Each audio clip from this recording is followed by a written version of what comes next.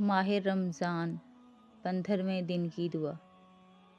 اللہم ارزقنی فیہ طاعات الخاشعین واشرح فیہ صدری بإنابات المقبتین بأمانک یا امان الخائفین۔